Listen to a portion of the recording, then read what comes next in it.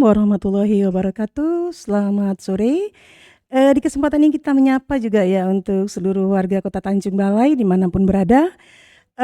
Selamat datang kepada Bapak Kepala Badan Pusat Statistik Kota Tanjung Balai, Bapak Nizaruddin SST MSI. Semoga Bapak berbahagia hadir di podcast kita pada sore hari yang berbahagia ini. Dan acara podcast ini dikelola langsung oleh Dinas Komunikasi dan Informatika Kota Tanjung Balai. Nah, Bapak Ibu tentunya ya warga Kota Tanjung Balai yang menyaksikan acara podcast kita pada sore hari ini. Bincang-bincang kita pada sore hari ini adalah terkait tentang pelaksanaan sensus ekonomi tahun 2026. Tentunya kita ingin bertanya, apa sih sebenarnya sensus ekonomi itu? Nah, untuk lebih jelasnya, untuk lebih pahamnya kita semua, kita dengarkan penjelasan dari Bapak Kepala Badan Pusat Statistik Kota Tanjung Balai. Welcome Pak, kami persilakan. Baik, terima kasih Ibu Ida ya, Iya Pak. Ida Tanjung, Iya, Pak. sebagai Kabid Informatika ya, Iya, Pak. di Diskominfo Kota Tanjung Balai. Terima kasih sekali saya sudah diundang di sini. Ini kayaknya yang pertama Pak ya, Bu ya. Iya. Yang pertama di Dinas Kominfo. Harapan kami mudah-mudahan ini menjadi saluran begitu ya, saluran informasi yang menghubungkan antar pemerintah begitu ya kepada Iya, Pak. masyarakat. Baik, memang betul tahun ini kami akan melakukan kegiatan sensus ekonomi tahun 2026. Iya, benar. Kegiatan itu akan kami mulai persis nanti 1 Mei 2026 hingga 31 Agustus tahun 2026. Gitu ya Pak. Nah, jadi sebenarnya sensus ekonomi ini adalah kegiatan rutin memang, tetapi memang kami lakukan setiap 10 tahun sekali. 10 tahun ya Pak. Ya, 10 tahun sekali itu untuk tahun-tahun yang berakhiran 6. Mm-mm. Kebetulan ini tahun 2026 maka akan kita lakukan. Begitu. Jadi memang sensus ekonomi ini adalah kewajiban sebenarnya bagi kami untuk melakukan yang namanya statistik dasar. Jadi BPS itu melakukan kegiatan statistik dasar, salah satunya adalah sensus ekonomi. Berbicara sensus, kita juga ada sensus 2 lagi, ada Apa itu, sensus Pak? penduduk Ya, penduduk. yang setiap tahun yang berakhiran 0. Oh gitu. Terakhir kita lakukan tahun 2020. 2020. Kemudian ada lagi sensus pertanian pada tahun-tahun yang berakhiran 3. Kita lakukan terakhir tahun 2023. 23 ya. Nah, sekarang kita melakukan sensus ekonomi tahun 2026. Jadi itu adalah salah satu amanah kepada kami untuk kami lakukan di tahun ini. Jadi kami tentunya berharap ya kegiatan itu bisa berlangsung dengan baik, menghasilkan data yang berkualitas. Baik. Jadi sensus ekonomi 2026 ini memang cukup berbeda, Bu. Beda ya. Dibanding sensus sebelumnya. Mengapa berbeda? Karena sensus ekonomi 2026 ini sudah mencakup cukup banyak perubahan-perubahan.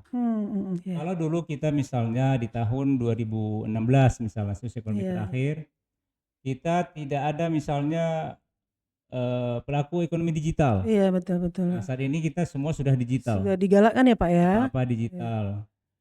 Kita mesan angkutan pakai digital. Makanan juga.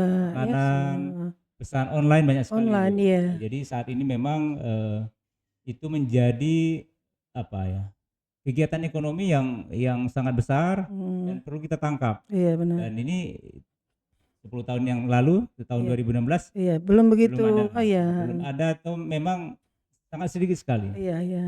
Termasuk juga usaha-usaha yang saat ini cukup berkembang seperti pelaku usaha-usaha kreatif. Iya benar. Termasuk yang kegiatan digital tadi, influencer, afiliator, termasuk juga penghubung antara pembeli dan penjual. Iya benar. Jadi dia tidak punya modal, dia hanya menghubungkan saja antara penjual dan pembeli. Dia tidak punya gudang juga.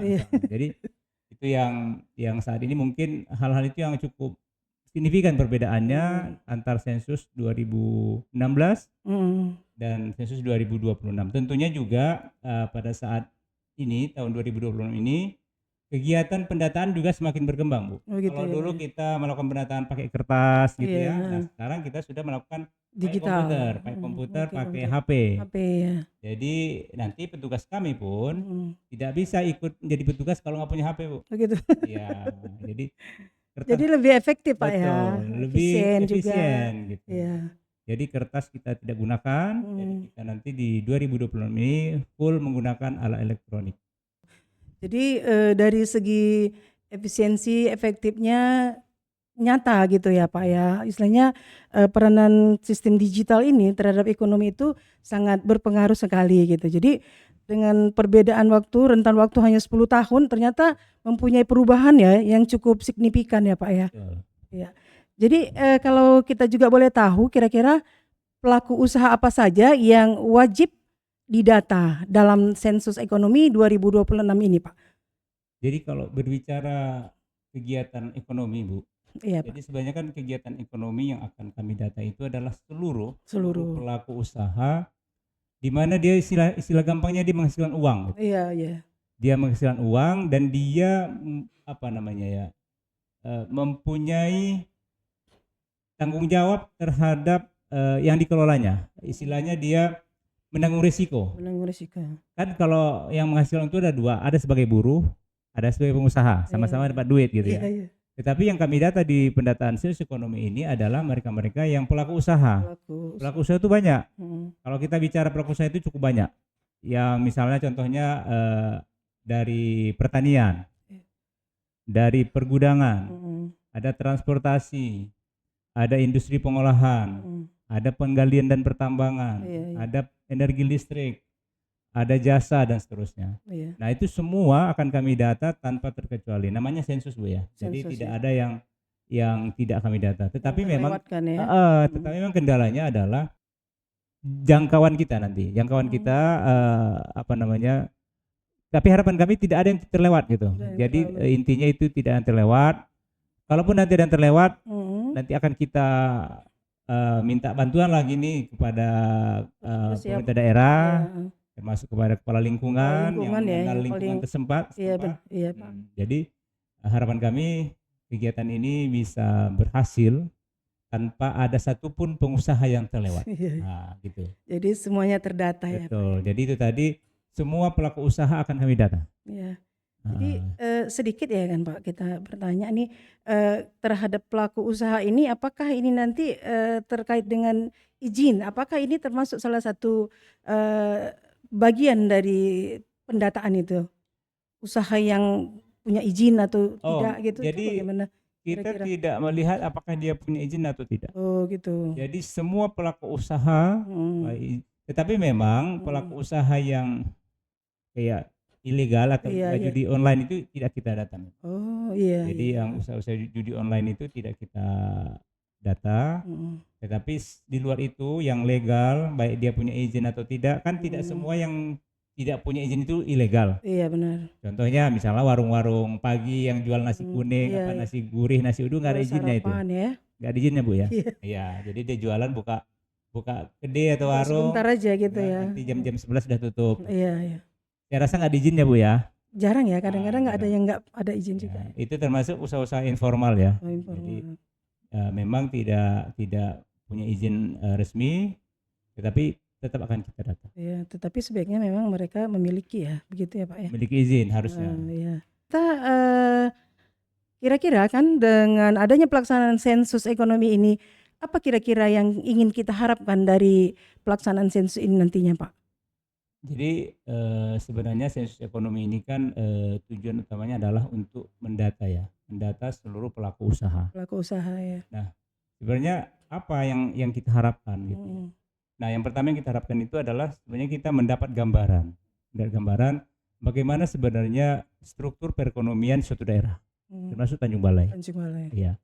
Nah, kemudian karena memang sensus ekonomi tahun 2020 ini berbasis digital, kita juga akan melihat di mana lokasi-lokasi usaha itu. Jadi akan terpetakan gitu. Di Tanjung Balai misalnya ada usaha-usaha, di mana sih letak usaha-usaha itu? Benar. Jadi kita tidak lagi berbicara misalnya di sana ada 10.000 usaha atau apalah namanya. Terus di mana gitu? Iya. Apakah hanya data-data begitu saja? Nah, kalau di ESE 2026 kita akan ada tag lokasi namanya. Oh iya, jadi kita tahu langsung ya Pak ya. Pedagang ini di lokasinya di sini, Teluk Nibung di sini gitu ya. Iya. Jadi lebih akurat ya. Lebih akurat. Kita lebih cepat mengenal di mana tempat usaha itu. Termasuk juga memang itu adalah usaha-usaha yang established ya, artinya punya bangunan tetap. Iya, iya. Bagaimana dengan usaha yang tidak tetap? Misalnya dia punya gerobak dorong, Iya, iya. dia sore di situ mangkal, jam-jam 11 malam dia pulang. Nah, maka orang-orang ini akan kita data di rumahnya. Jadi lokasinya ada rumah yang bersangkutan. Ya. Nah, jadi bukan di situ karena dia kan pindah-pindah. Iya, benar. Kadang di sini, besok entah di mana dia. Apalagi nanti ada keramaian, misalnya ada pasar malam, dia ke sana. Iya, gitu. iya.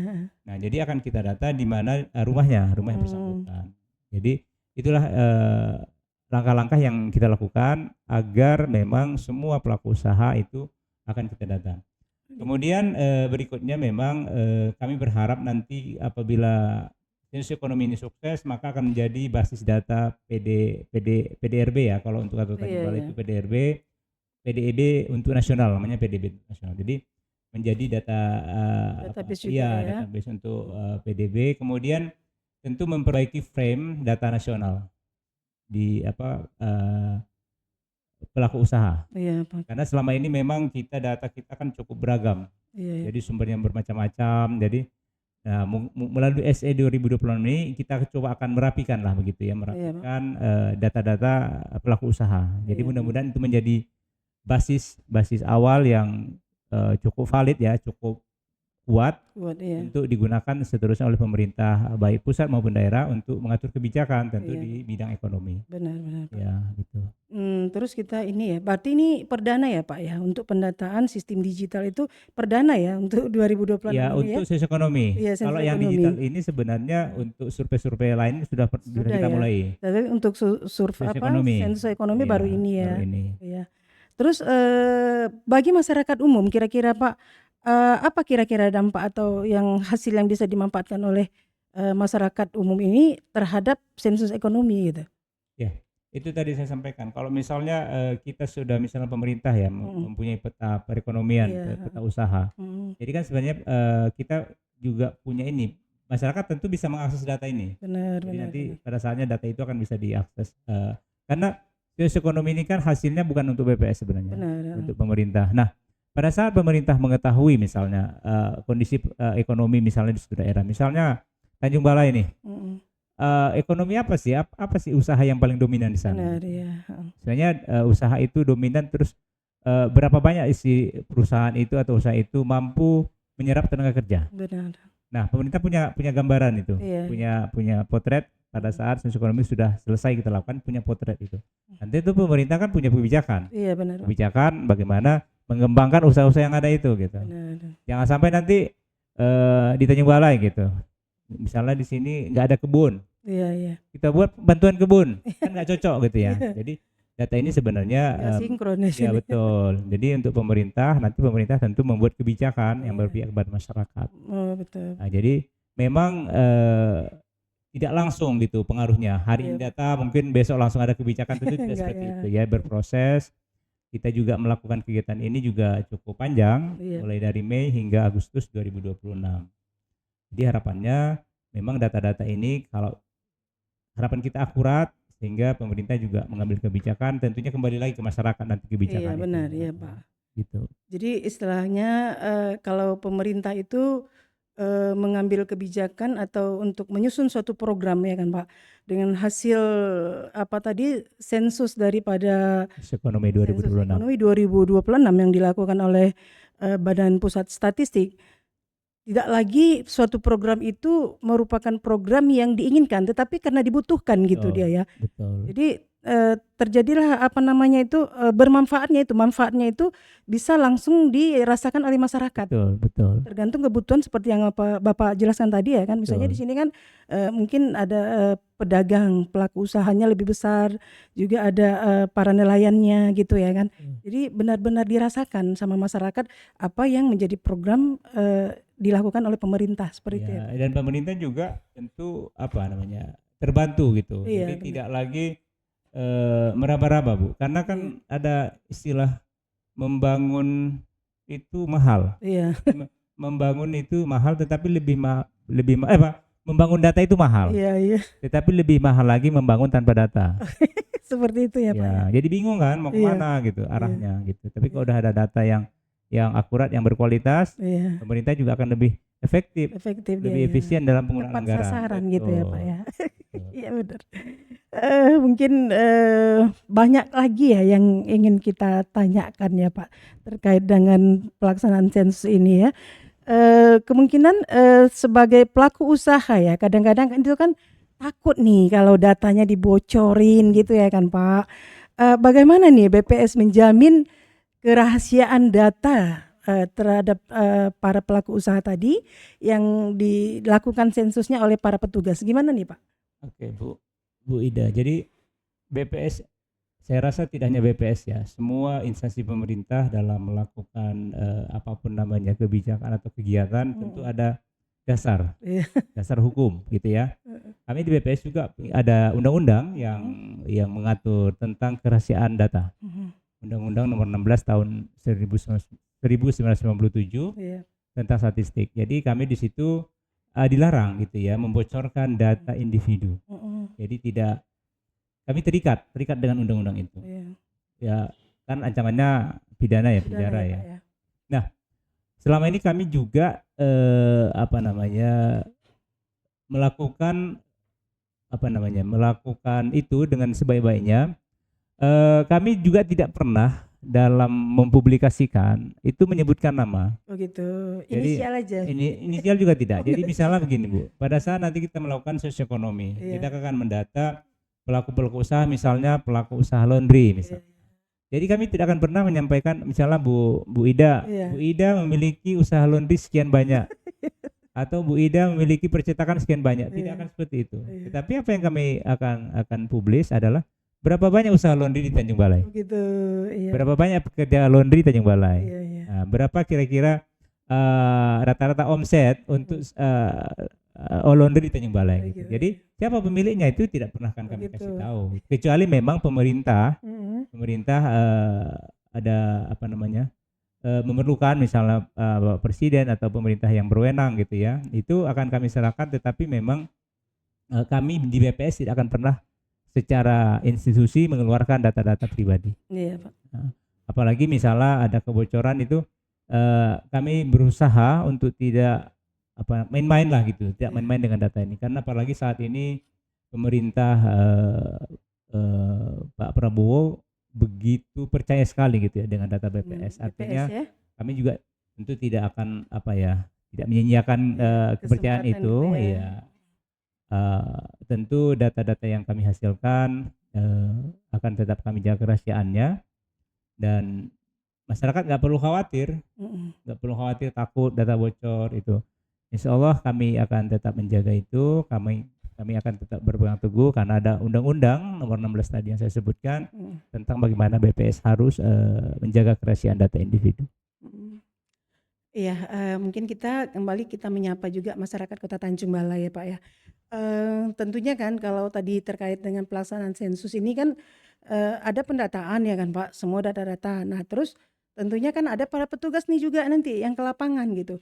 Jadi kan kita juga harus memberitahukan juga ke masyarakat ini, menginformasikan kira-kira petugas ini nanti apa yang membedakan petugas dengan mungkin yang kita bilang ya menyamar ya. Seperti petugas gitu, tetapi mereka hanya ingin mengetahui atau mencari data yang sebenarnya mereka tidak punya kepentingan di situ ya kan. Jadi apa yang membedakan antara petugas resmi kita dari statistik nantinya ya dari BPS ya Pak ya dengan yang tidak petugas asli gitu. Baik, jadi untuk masyarakat Kota Tanjung Balai termasuk pelaku usaha gitu ya, karena memang sosioekonomi ini kita akan menyasar seluruh pelaku usaha. Jadi tentu petugas kami yang pertama sekali itu akan kami latih Bu. Oh dilatih ya Pak? Dilatih, jadi tidak pernah BPS itu menurunkan atau menerjunkan petugas tanpa pelatihan. Gitu ya. Jadi kita latih, kita bekali tata cara pendataan yang benar. Bahkan kami juga membekali mereka bagaimana berhadapan dengan masyarakat. Jadi bagaimana adab gitu ya, sopan santun, tata cara yang harus dipegang. Ada etika ya Pak ya. Etika selama di lapangan. Jadi tidak hanya bagaimana mengumpulkan data, tetapi juga mereka diajari bagaimana komunikasi yang baik gitu ya. Istilahnya kalau ke lapangan itu turun harus pamit dulu, izin dulu ke kepala lingkungan, benar, lurah gitu. Nah, itu yang pertama. Yang kedua, kami akan melengkapi petugas dengan surat tugas. Dengan Surat tugas, tanda pengenal. Nanti tanda ada pengenal ya. tanda pengenal. Ya, yang lebih mudah dilihat ya kan Pak. Betul, tanda pengenal. Kemudian untuk SE 2026 juga kami sediakan ada rompi. Rompi Untuk semua petugas. yang Jadi berbacaan gitu ya. betul, nanti ada bacaan sosioekonomi 2026 di rompi tersebut bagian belakang kalau saya tidak keliru. Nah, mudah-mudahan dengan tanda-tanda itu semua gitu ya, masyarakat Tanjung Balai bisa mengenal gitu ya. Kalau misalnya ditemukan ada oknum-oknum gitu, silakan dilaporkan gitu ke BPS Kota Tanjung Balai ya. Iya, Pak. Dapat mengunjungi juga website BPS Kota Tanjung Balai gitu ya. Ada media sosialnya, ada Instagram, ada Facebook, TikTok dan seterusnya. Silakan dilaporkan. Nah, kita tentu tidak main-main gitu ya. Tidak main-main dengan perbuatan-perbuatan penipuan gitu. Karena memang sekarang udah zamannya banyak sekali, Bu. Iya. Apalagi misalnya baju itu mungkin bisa saja dibeli di toko online gitu ya. Tapi mungkin dari gelagat mungkin bisa ketahuan juga sebenarnya petugas-petugas yang resmi itu. Jadi kami coba membekali mereka bagaimana mereka harus melakukan kegiatan lapangan, bagaimana mereka tidak justru menimbulkan ketakutan. Masyarakat datangi takut gitu ya. Jadi makanya kami bekali dengan bagaimana mereka harus berkomunikasi dengan baik. Nah, jadi kita informasikan juga ya Pak sekali lagi kepada masyarakat. Jadi kalau nanti ada petugas-petugas yang datang untuk melakukan sensus ekonomi, mereka itu diberikan tanda ya, ada kad pengenalnya juga di leher mungkin ya, apa nama lah badge nama ya. Kemudian mereka juga dibekali dengan surat tugas. Nah, jadi kalau ada yang selain dari itu, Bapak Ibu, seluruh warga masyarakat kiranya jangan menerima. Jadi ditanyakan dulu apa yang mau mereka tanyakan ya kan, apa yang mereka ingin mintakan gitu. Jadi sekali lagi masyarakat juga harus tetap berhati-hati karena kadang-kadang kesempatan itu ada saja yang memanfaatkan, ya kan Pak. Betul. Ya. Mungkin masih ada lagi pertanyaannya Pak ya. Kaitannya kalau misalnya para petugas tadi ya sensus datang kepada pelaku usaha, kira-kira apa saja yang harus disiapkan oleh pelaku usaha ini gitu Pak? Jadi memang kami akan menanyakan tentu alamat lah ya. Alamat. Ya. Kemudian nanti ada memang pendapatan di situ, Bu. Pendapatan. Jadi pendapatan, kemudian pengeluaran. Begitu. Pengeluaran kan macam-macam. Termasuk nanti dia kalau punya kalau dia misal kantor pusat, dia cabangnya ada. Nah, cabangnya juga kita tanyakan. Itu tadi pendapatan dan pengeluaran. Nah, termasuk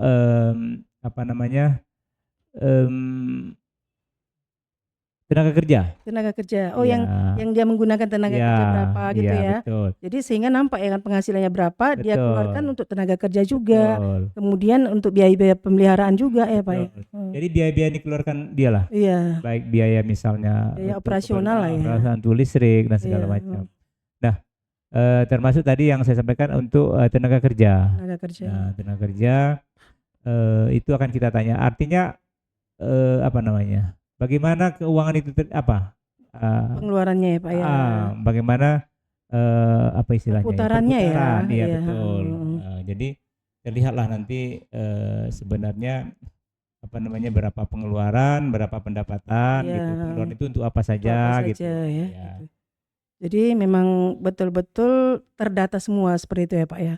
Tapi kalau kita lihat tadi dari segi sensus ekonomi ini, kita tentunya dapat tahu juga nih ya Pak, berapa banyak tenaga kerja yang terserap dari usaha-usaha dari pelaku-pelaku usaha tadi, ya kan? Mereka menyerap tenaga kerja itu seberapa banyak dapat dapat diketahui jadinya nanti ya. Nanti tetapi itu kan tidak masing-masing perusahaan. Nanti secara agregat lah istilahnya, secara agregat di Kota Tanjung Balai misalnya perusahaan industri pertambangan, industri pengolahan misalnya, berapa tenaga kerja yang diserap di industri pengolahan, atau di sektor pendidikan gitu, berapa sebenarnya tenaga kerja yang terserap di sektor pendidikan gitu, dan seterusnya. Jadi tapi nanti kita lihat perkembangannya karena memang saat ini beberapa item pertanyaan lagi disusun, Iya, lagi Pak. difinalkan begitu. Mudah-mudahan betul-betul lah gitu, betul-betul lah nanti data yang dihasilkan itu tepat lah, maksudnya tepat untuk digunakan pemerintah. Iya, benar. Nah, jadi memang data itu bermanfaat. Jadi kita tunggu saja Bu, mudah-mudahan nanti dalam waktu dekat rincian-rincian pertanyaan gitu Iya, Pak. akan bisa kita peroleh gitu. Iya. Nah, kebetulan nanti kan kita juga akan melakukan pendataan bersama. Iya. Nah, pendataan bersama dengan pelaku usaha ini penting memang agar pelaku usaha itu juga aktif Aktif ya, Pak, ya. aktif untuk Melaporkan, berkontribusi ya. Jadi tidak perlu ada yang ditakutkan Benar. perusahaan-perusahaan karena ini tidak berkaitan dengan pajak Bu. Jadi tidak, jadi kadang-kadang takut gitu Iya. ya. Ini ada hubungan dengan pajak. Iya, dan benar. jadi kita murni untuk mendata untuk mengetahui informasi kegiatan ekonomi ya khususnya di Kota Tanjung Balai. Iya. Kayaknya kalau udah dengar pajak itu Iya, jadi bakal berkurang nanti penghasilan gitu. betul. Jadi itu tidak ada hubungannya sebenarnya dengan Iya. pajak itu. Jadi saya rasa tidak perlulah takut untuk Nah, iya didata Pak gitu. ya, iya. Pokoknya welcome aja lah ya, masyarakat menerima petugas itu terima aja dengan baik. Yang pasti tidak banyak membuat membuat apa Pak kira-kira memberatkan ya. Tidak ada untuk memberatkan para pelaku usaha, tetapi malah untuk lebih meningkatkan lagi ke depannya. Mungkin dari segi bantuan, dari segi pelayanan. Nah, seperti itu ya. Terus nih melalui Bapak Kepala Badan Pusat Statistik Kota Tanjung Balai juga ya, kita ingin menanyakan juga Pak, kira-kira upaya-upaya yang dilakukan pemerintah Kota Tanjung Balai terhadap kesuksesan daripada pelaksanaan sensus ekonomi 2026 ini kira-kira apa saja Pak? Ya Bu, tentu tadi kami di awal sudah menyampaikan bahwa ini sebenarnya sensus ekonomi ini bukanlah untuk BPS sebenarnya. Iya. Jadi untuk digunakan bagi pemerintah pusat maupun daerah. Tidak hanya itu, masyarakat juga bisa menggunakannya ya, mendapatkan manfaatnya. Manfaat ya Pak. Termasuk akademisi gitu ya. Dari data ini tentu akan banyak insight yang akan kita dapatkan. Iya benar. Jadi para peneliti bisa menggunakan data ini untuk melakukan penelitian. Iya. Nah, tentu kami di BPS pastilah tidak akan bisa melakukan ini sendirian. Benar. Kami perlu dukungan tidak hanya dari masyarakat itu sendiri, tentu dari pemerintah daerah ya. Iya, Pak. Memang saat ini cukup luar biasa bantuan Pak Wali Kota kepada BPS. Beberapa kali saya diundang gitu untuk melakukan sosialisasi sensus ekonomi 2026. Saya rasa itu cukup membantu kami, kami dalam menyebarluaskan sensus ekonomi 2026. Nah, Pak Wali Kota juga dibantu oleh jajaran begitu, juga sudah memberikan fasilitas audiensi kepada beliau sendiri, kepada Pak Wali Kota. Kami sudah melakukan audiensi dan termasuk kami juga sudah dibantu untuk bisa menyampaikan sosialisasi kepada OPD-OPD. Ada dilakukan juga. Betul, sudah kami lakukan atas bantuan Pak Wali Kota itu bisa terlaksana. Seperti ke Dinas Pendidikan, Dinas Ketenagakerjaan, Koperasi dan UKM, kemudian Dinas termasuk Bapperida ya. Bapperida. Kemudian kemarin ada ke rumah sakit umum, kemudian kita juga sudah bertemu dengan Pak Ketua DPRD sama mendukung. Kami juga diberikan fasilitas ini Bu, beberapa baliho sudah terpasang, jadi beberapa kantor OPD sudah masang spanduk. Nah ini kebetulan nanti dalam minggu depan, 4 Mei 2026 kita akan melakukan pendataan bersama-sama pengusaha. Ini juga atas inisiasi Pak Wali Kota ini, untuk mengundang pengusaha untuk kita lakukan pengisian bareng namanya. Sensus ekonomi 2026. Saya rasa memang Pak Wali Kota sudah cukup banyak membantu kami, tetapi mudah-mudahan ini terus berjalan sampai nanti akhirnya kegiatan ini selesai tahun iya. 2020 ini di bulan Agustus 2026. Oh, iya. Iya, atensi yang luar biasa dari Pak Wali Betul. Kota juga ya Pak ya, Iya, untuk kesuksesan daripada betul. pelaksanaan sensus ekonomi ini. Dan kami juga berharap Bu, jadi istilahnya tidak hanya Pak Wali Kota yang gencar gitu ya, mungkin rekan-rekan Bapak Ibu di OPD, Iya, iya, camat, iya, lurah, iya, bahkan sampai kepala lingkungan. iya benar. Kami tentu membutuhkan bantuan gitu. Hmm, Artinya pada saat ke lapangan nanti para kepala lingkungan juga membantu gitu. Karena kan hmm. petugas ini nggak semua kenal wilayah Iya gitu. benar Pak, benar. Ini namanya siapa? Jadi kepala Hmm, lingkungan tuh lebih memahami ya iya benar. daerah-daerah itu. Hmm, Jadi harapan kami ya kepada Bapak Ibu kepala lingkungan dimanapun berada bisa membantulah petugas kami. Karena memang petugas sudah lengkapi tadi pakai rompi udah dikenal gitu ya. iya, Jadi kalau ada Pak Kepling Ibu Kepling nengok orang kebingungan gitu pakai rompi kebingungan, nah silakan dihampiri gitu iya, ya. iya. Dihampiri orang BPS lain petugas BPS, petugas BPS. sensus. Jadi mohonlah bantuannya gitu Iya, iya benar. agar kegiatan ini bisa kita selesaikan Iya Pak. dengan sebaik-baiknya menghasilkan data yang berkualitas. Amin.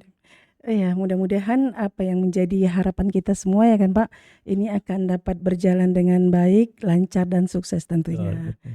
Nah, Eh, ini harapan kami juga. Eh, marilah kita semua pelaku usaha untuk dapat berkontribusi gitu, iya, memberikan data dengan baik, jujur, lengkap gitu, sesuai dengan apa nanti yang ditanyakan pada saat di lapangan. Jadi mari kita berkontribusi, mari kita membantu pemerintah dalam penyediaan data perekonomian melalui iya. sensus ekonomi 2026 yang akan kita mulai 1 Mei nanti berakhir 31 Agustus 2026. Oke, sekali lagi kami tekankan ya kepada kawan-kawan kita, saudara-saudara kita, seluruh warga Kota Tanjung Balai, mari nanti sama kita mendukung ya kelancaran kesuksesan daripada pelaksanaan sensus ekonomi 2026 karena ini bukanlah hanya untuk kepentingan pemerintah semata tetapi juga untuk kepentingan kita semua selaku warga masyarakat. Seperti itu ya Pak ya. Tentunya Bapak Kepala Badan Pusat Statistik Kota Tanjung Balai tadi sudah menjelaskan sebegitu luasnya ya, semua sisi, semua sudut sudah disampaikan sehingga harapan kami tentu seluruh warga masyarakat Kota Tanjung Balai sudah jelas sebelum ini kita laksanakan kita sudah menginformasikan tentang pelaksanaan sensus ekonomi tahun 2026.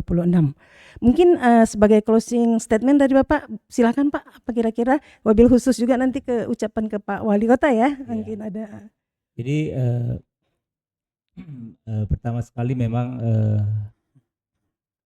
kami dari BPS Kota Tanjung Balai tentu mengucapkan terima kasih ya kepada Bapak Wali Kota beserta jajaran hingga ke kepala lingkungan ya yang telah membantu kami. Tentu kami akan terus gitu ya meminta bantuan gitu ya, bantuan hingga kegiatan ini selesai. Artinya data yang berkualitas itu tentu bisa digunakan oleh pihak pemerintah Kota Tanjung Balai. Kemudian berikutnya kepada masyarakat, pelaku usaha, janganlah takut untuk didata gitu ya. Pendata kami nggak minta duit, nggak minta duit, cuma minta data aja. Data aja. Jadi nggak minta minum juga. Enggak. Udah bawa sendiri ya Pak ya? Bawa sendiri. Bukalnya. Jadi mari kita terbuka, terbuka memberikan data sejujur-jujurnya, sebaik-baiknya, selengkap-lengkapnya, agar memang kegiatan sensus ekonomi ini benar-benar mampu menangkap ya kegiatan atau struktur ekonomi di Kota Tanjung Balai. Kemudian yang berikutnya kami juga mohon dibantu gitu ya petugas-petugas kami. Nah nanti apabila tadi disampaikan ada orang-orang yang mencurigakan mengatasnamakan BPS padahal dia tidak punya tanda pengenal, tidak punya rompi dan seterusnya, jangan dilayani. Boleh dilaporkan ke BPS, boleh juga dilaporkan ke pihak kepala lingkungan yang terdekat agar tidak kemana-mana merembet nanti terjadi penipuan dan seterusnya. Tentu kita tidak menginginkan itu. Mungkin itu Bu. Jadi sekali lagi terima kasih dari Diskominfo juga sama-sama, sudah memberikan tempat ini wadah ini untuk kami menyampaikan terkait sensus ekonomi 2026. Iya, terima kasih Pak. Ya, terima kasih. Mungkin sampai di sini dulu bincang-bincang kita terkait dengan pelaksanaan sensus ekonomi tahun 2026. Kami di sini hadir, saya Idawati Tanjung bersama dengan Bapak Kepala BPS, Badan Pusat Statistik Kota Tanjung Balai, Bapak Nizaruddin SST MSI. Kiranya kami mohon maaf jika ada salah kata dan sikap yang kurang sempurna kepada seluruh warga yang menyaksikan podcast di sore hari ini. Kami dari Dinas Kominfo Kota Tanjung Balai dan Bapak dari BPS Kota Tanjung Balai. Ya, mengucapkan Assalamualaikum warahmatullahi wabarakatuh dan selamat sore.